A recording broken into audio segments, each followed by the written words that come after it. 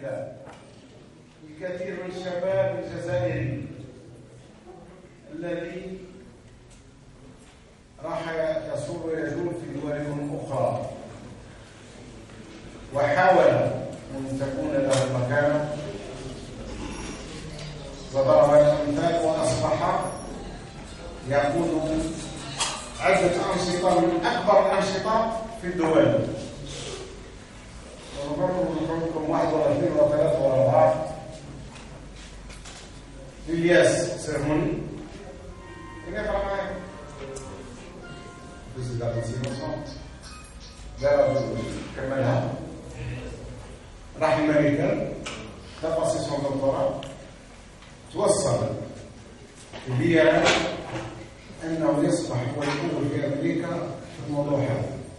وكان بوش آنذاك أنا ماني بوش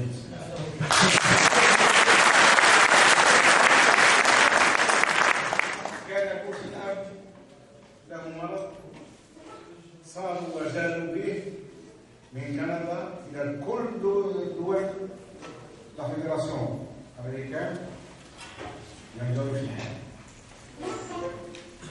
فيزيد Elias Zermoni, c'est lui qui a fait le diagnostic et c'est lui qui l'a sauvé. من هالمنطلق في الجامعات الأمريكية وفي المؤسسات الاقتصادية والإدارية الأمريكية ما يحسبوش الشخص كما أن الجزائر